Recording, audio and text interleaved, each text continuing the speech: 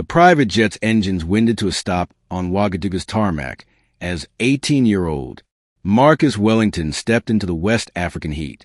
His designer sneakers touched Burkinabé soil with the arrogance of someone who believed the world owed him everything.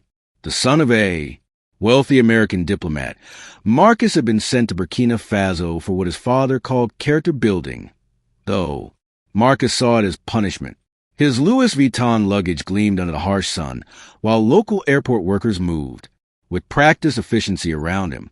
The young man's first instinct was to complain about the temperature, the dust, and what he perceived as inadequate service. He snapped his fingers at a baggage handler, speaking in English with the expectation of immediate understanding and compliance. Within hours of arriving at the diplomatic compound, Marcus had already made his disdain clear to everyone around him.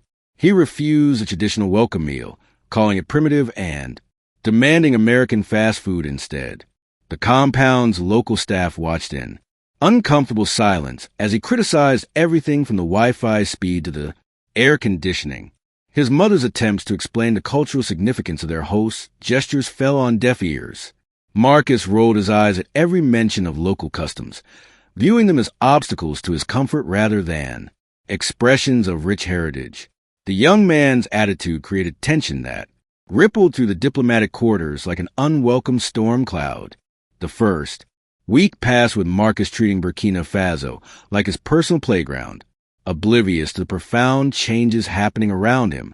President Ibrahim Traoré's revolution had transformed the nation's spirit, instilling pride and dignity in every citizen. Yet Marcus remained locked in his bubble of privilege, seeing only what he considered a backward country that failed to meet his standards. He complained loudly about everything: the food, the roads, the people's clothes, their languages. His parents grew increasingly embarrassed by his behavior, but their attempts at correction only fueled his rebellious entitlement.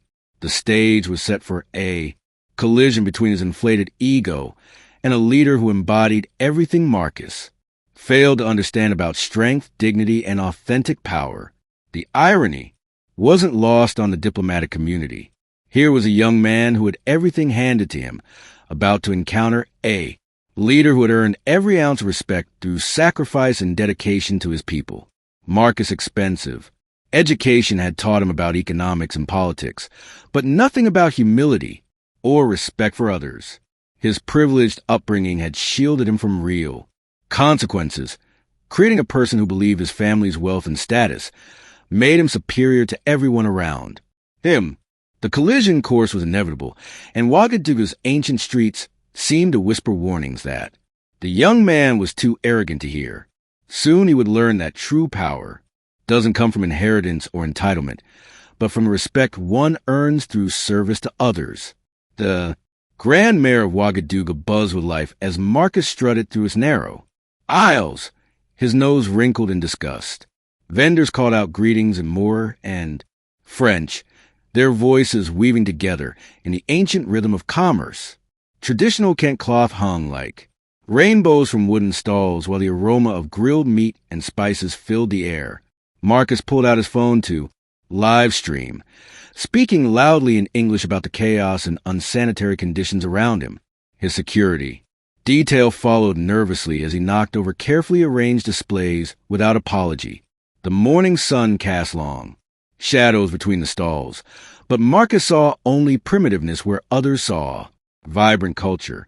An elderly woman named Aminata approached with a beautiful, hand-woven basket, her weather hands offering it with traditional respect. Bon Swiss Morphus, she said gently, her French heavily accented, but warm with genuine hospitality. Marcus barely glanced at her craftsmanship before waving her away, dismissively muttering about beggars, loud enough for others to hear. The woman's eyes flashed with hurt and dignity as she stepped back, clutching her basket to her chest.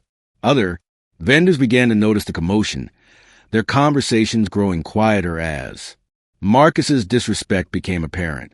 The marketplace's natural harmony began to shift like storm clouds gathering on a clear day.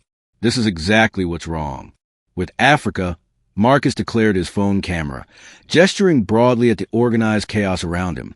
His voice carried over the market sounds, causing heads to turn and conversations to pause. Mid-sentence, a group of young men selling traditional instruments stopped their demonstration, their expressions hardening as they processed his words. Marcus continued his tirade, comparing the market unfavorably to American malls and European boutiques. He kicked at a small pile of millet that spilled from a sack, scattering the precious grains across the dusty ground. The vendor who owned it, a young father trying to feed his family, watched in stunned silence. Word of the Diplomatic son's behavior spread through the market like wildfire, carried in whispered more and sharp French exchanges. Vendors began closing their stalls early there, usual patience worn thin by such blatant disrespect. Children who had been playing nearby stopped to stare at this strange young man, who seemed to hate everything around him. Marcus remained oblivious to the growing tension, too absorbed in a performance for social media to notice the changing atmosphere. The marketplace, which had welcomed thousands of visitors with grace and dignity, now felt heavy with disappointment and anger. Tomorrow's youth summit would bring him face with a leader who embodied everything these proud people represented.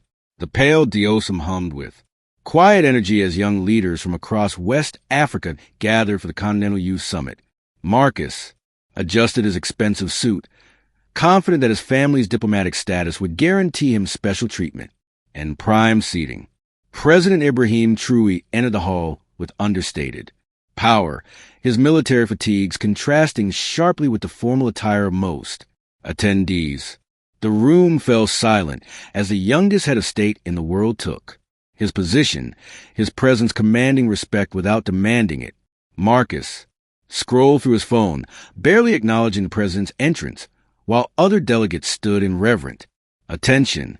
The morning light streaming through tall windows seemed to illuminate the growing divide between privilege and purpose. When Traoré began speaking about African sovereignty and youth responsibility, his words carried the weight of genuine conviction. We must build Africa with African hands, thinking with African minds, he declared, his voice resonating through the packed auditorium. Marcus rolled his eyes dramatically, making sure nearby delegates could see his dismissive reaction to what he considered outdated nationalism. He whispered loudly to his neighbor about how globalization makes these ideas irrelevant, his American accent cutting through the reverent silence. Several Burkinabé students turned to stare at him with barely concealed disgust, but Marcus interpreted their attention as admiration. The president paused mid-sentence, his keen eyes scanning the room until they found the source of disruption. The moment of confrontation arrived when Traoré opened the floor for questions, and Marcus stood without invitation. With respect, Mr. President. He began with no respect in his tone. Isn't this anti-Western rhetoric just holding Africa back from real progress? His question hung in the air like a slap, causing audible gasps from delegates who understood the profound disrespect being displayed. Marcus continued, my father's worked in development for 20 years, and frankly, Africa needs Western investment and guidance, not this isolationist fantasy. Though the room's temperature seemed to drop as hundreds of young African leaders processed the entitled dismissal of their continent's potential, Traoré's expression remained calm, but his eyes held the steady intensity of a leader who had faced down far more dangerous enemies. The president's response came with the measured precision of someone who had earned his position through sacrifice, not inheritance. Young man, Traoré said quietly, his voice carrying to every corner of the silent hall, your father's 20 years of development have coincided with 20 years of continued African dependence. Marcus's confident smirk began to falter as he realized the room's attention had shifted dramatically against him. Tell me, what have you personally built? What have you sacrificed? What communities have you served? Each question landed like a gentle but devastating blow to Marcus' inflated self-image. The silence stretched endlessly as Marcus stood exposed before hundreds of his peers. His privilege suddenly feeling like a prison rather than protection. The silence in the auditorium stretched like a taut wire as Marcus stood frozen, his mouth opening and closing without sound. President Traoré's questions hung in the air, each one exposing the hollow foundation of the young man's arrogance. "I've had opportunities," Marcus stammered, his confident facade cracking like brittle glass under pressure. The hundreds of African youth leaders watched with a mixture of satisfaction and secondhand embarrassment as privilege met reality. His expensive suit suddenly felt like a costume, and his family's diplomatic status offered no protection from the truth. The morning light that seemed welcoming now felt harsh and unforgiving. Against his flushed face, Traoré stepped closer, his voice remaining gentle, but carrying the authority of someone who had liberated his people from foreign exploitation. "Opportunities given, not earned," he observed, his words cutting through Marcus' defenses with surgical precision. "These young people around you have built schools with their bare hands, taught literacy in villages without electricity, defended their communities with courage you cannot imagine." Marcus glanced around desperately, seeing for the first time the calloused hands and determined eyes of peers who had actually accomplished something meaningful.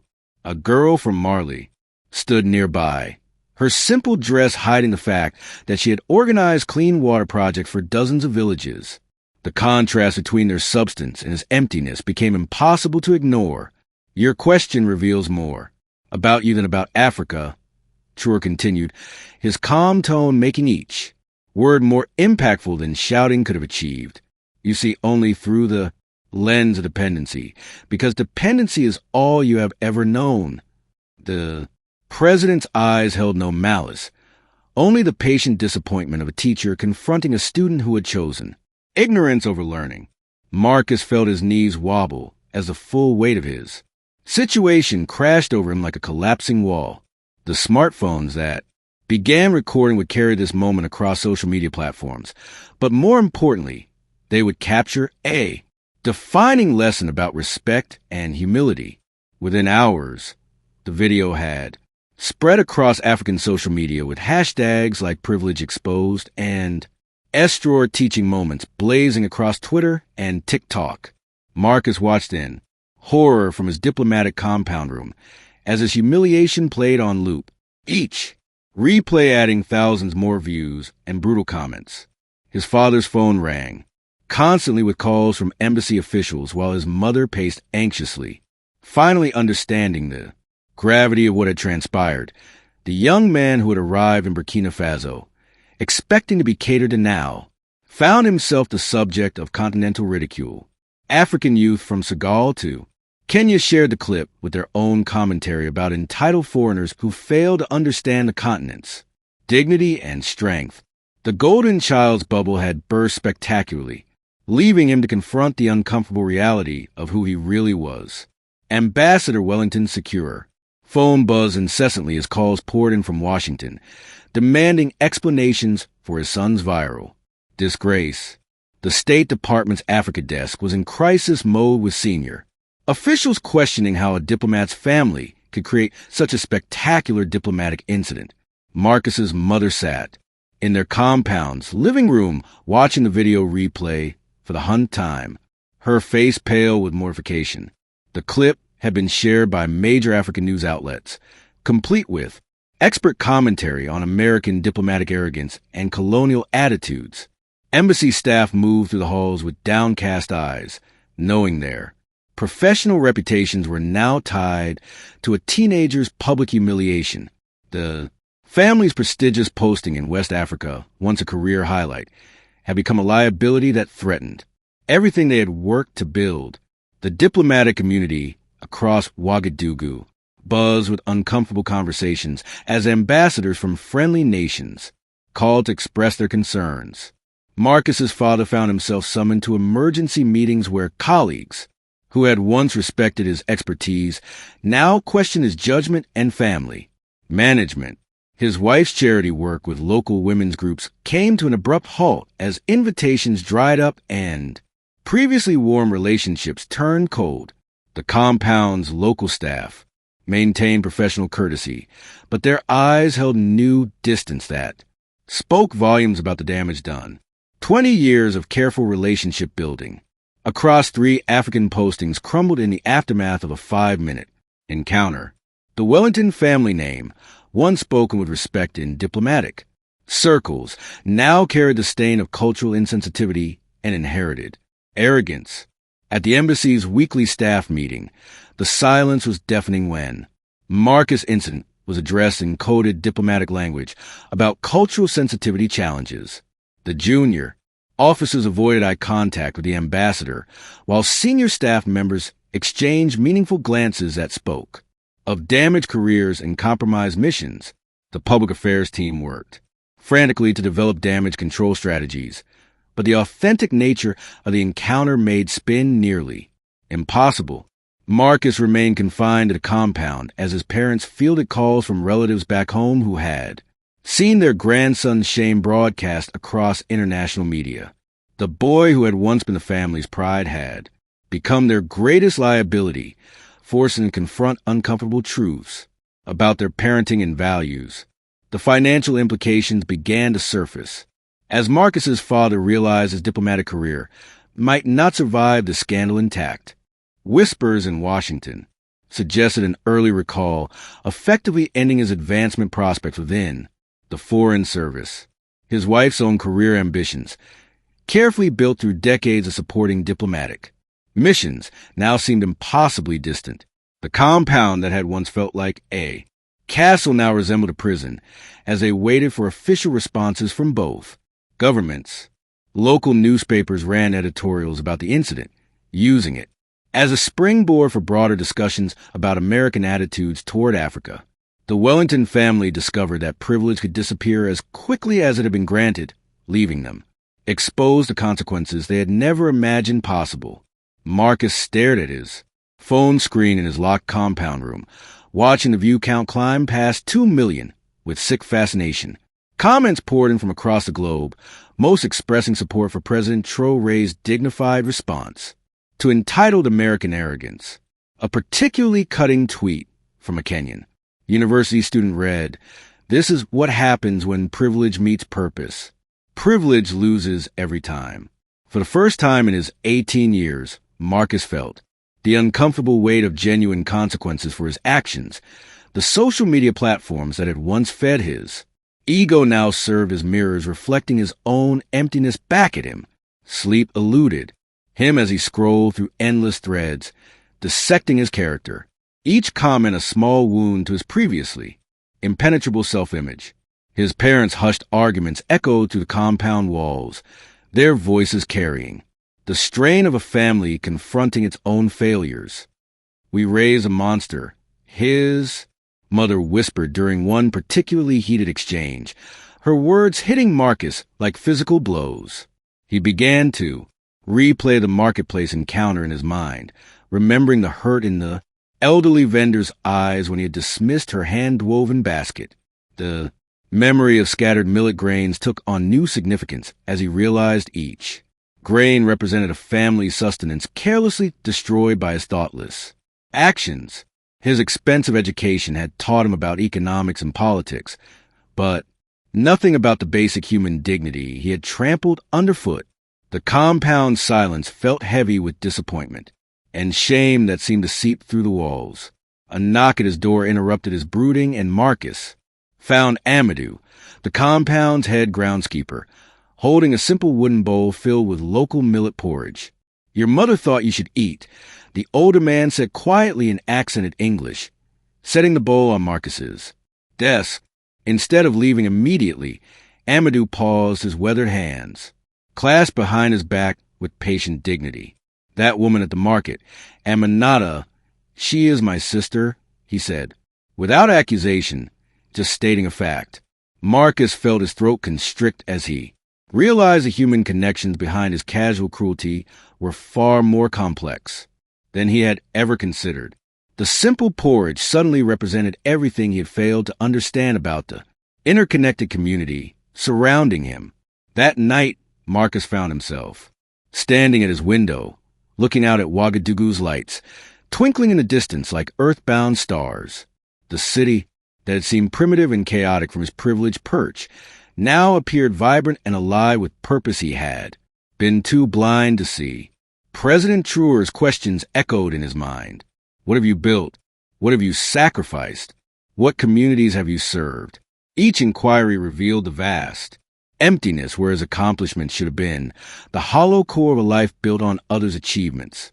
For the first time, Marcus began to understand that his family's wealth and status had not made him superior. They had made him dependent, weak, and disconnected from real human experience. The awakening was painful, but it was the first genuine feeling he had experienced in years. The Land Cruiser bounced along the red dirt road, leading away from Ouagadougou's urban sprawl toward the rural village of Tanghin-Dasuri.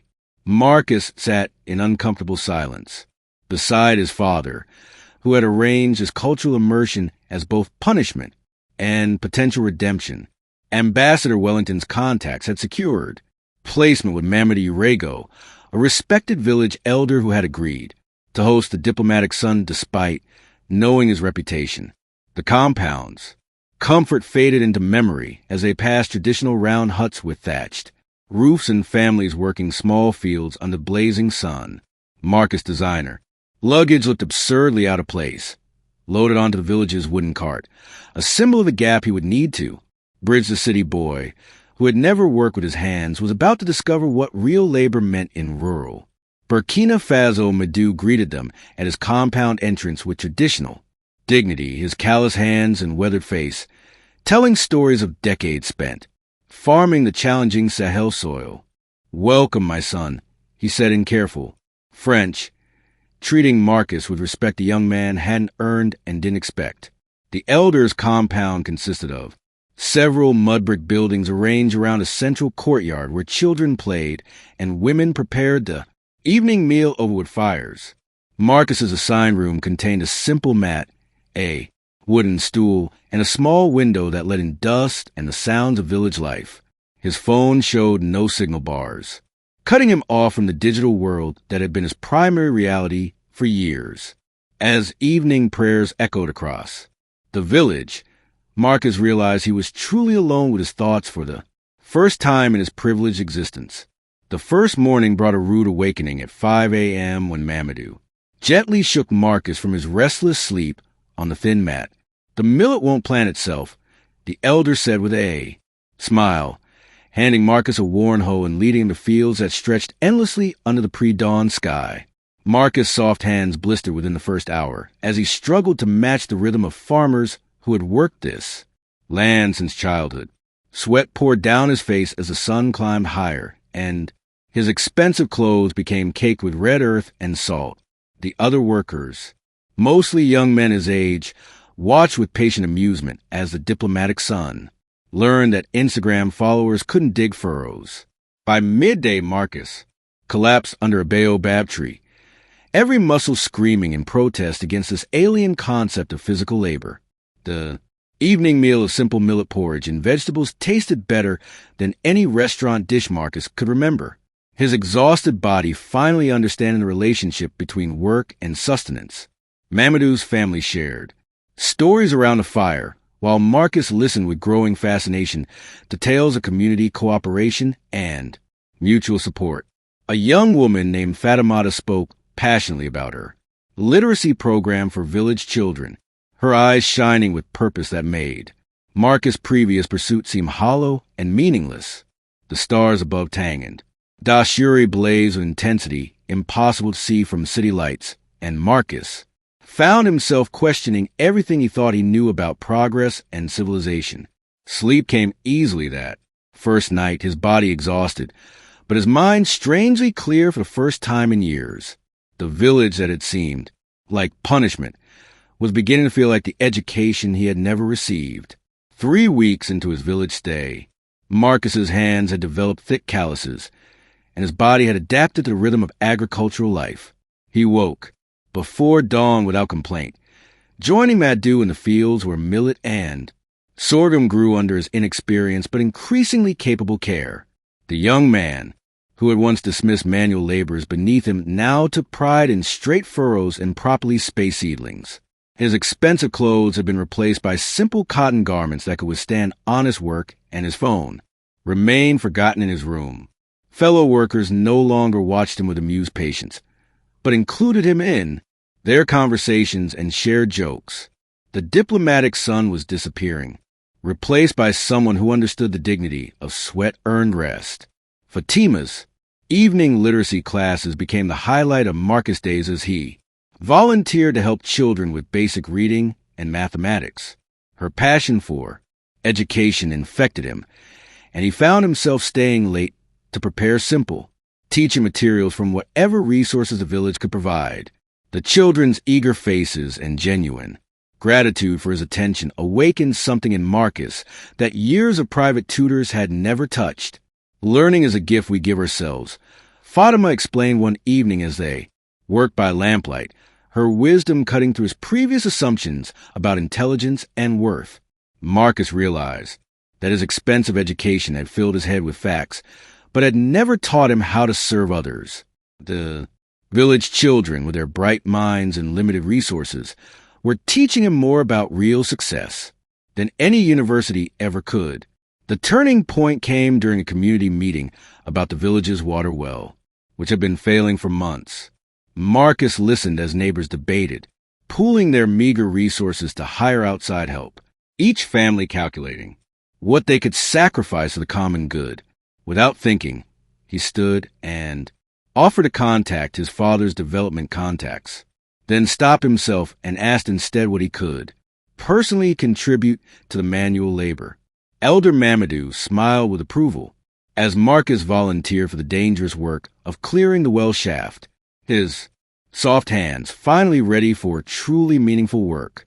The community's acceptance of his offer marked his transformation from entitled observer to committed participant.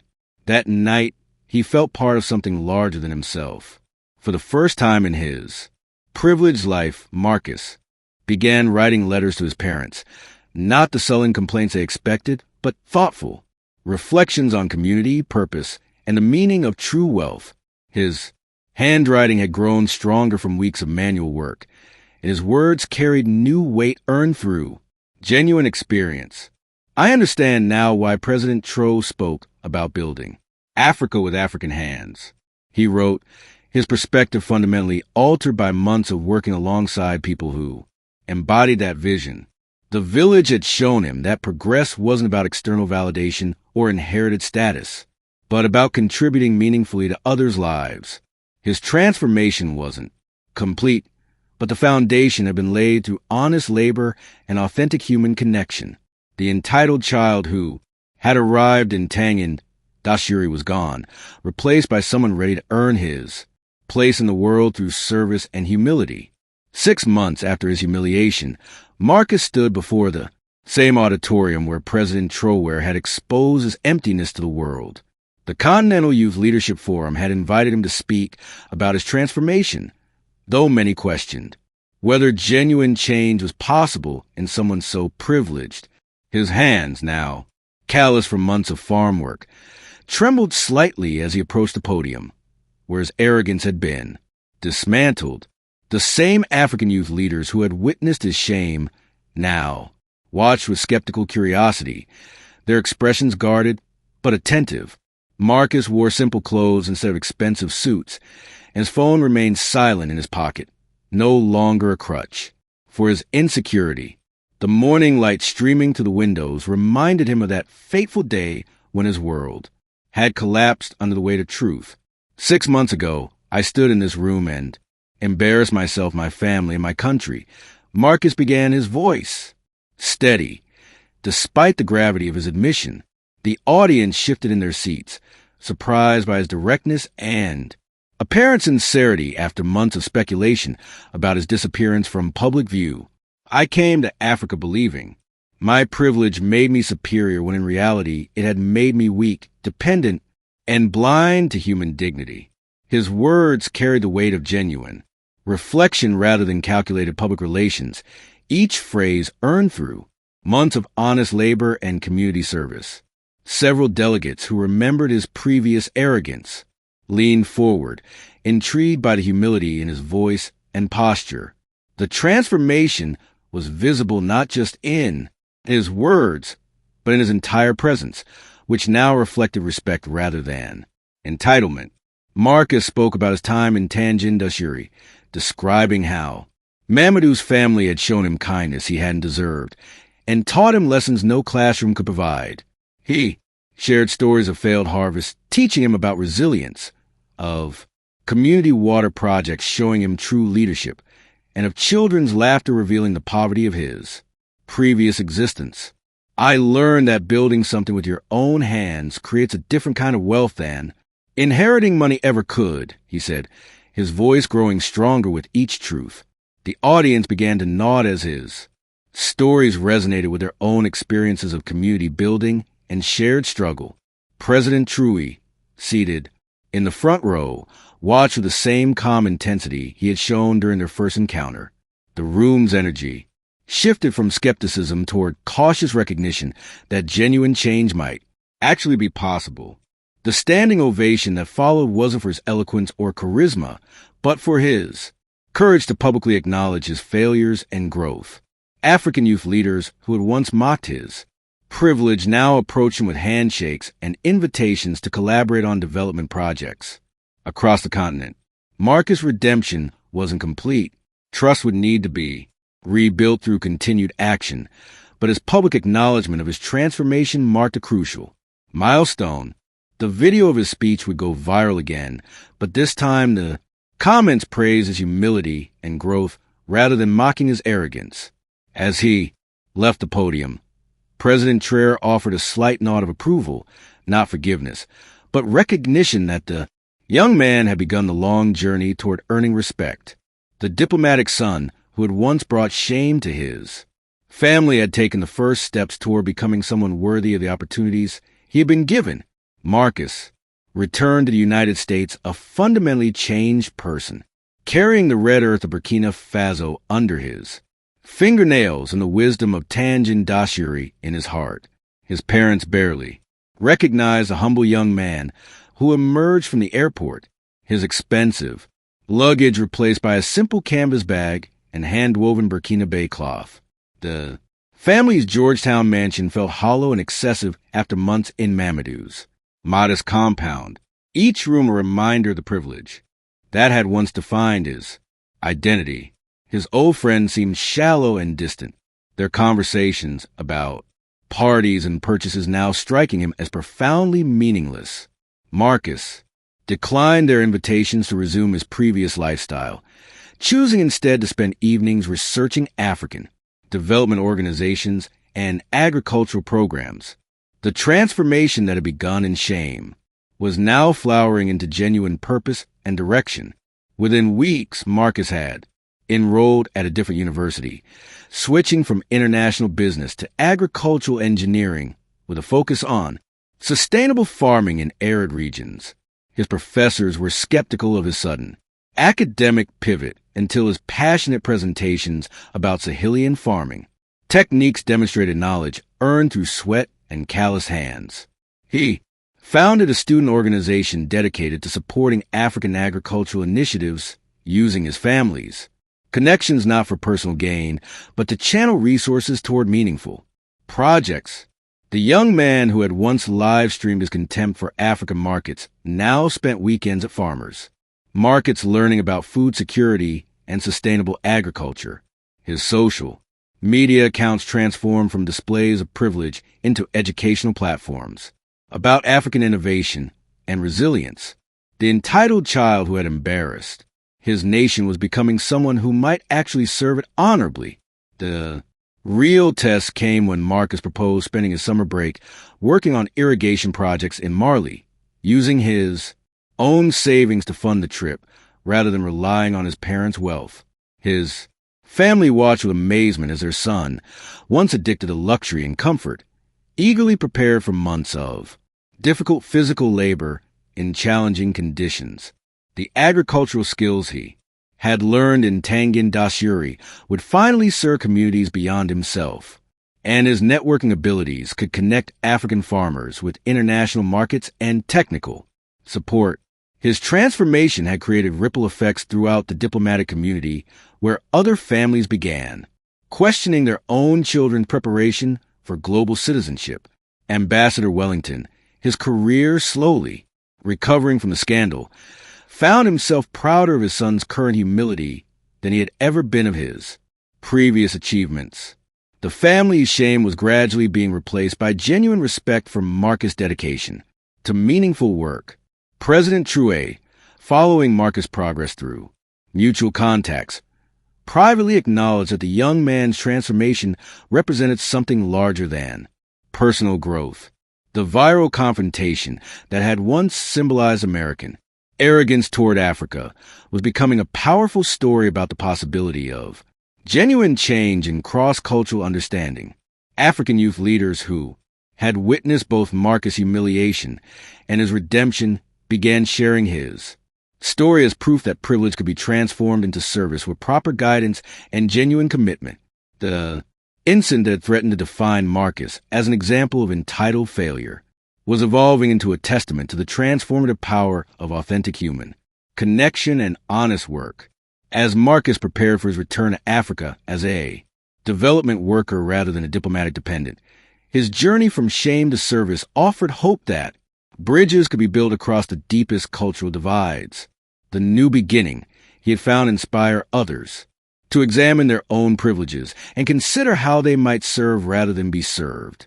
Marcus' journey from entitled arrogance to humble service proves that even the most privileged can find redemption through genuine human connection and honest work. His transformation from diplomatic embarrassment to development worker shows that respect must be earned, not inherited.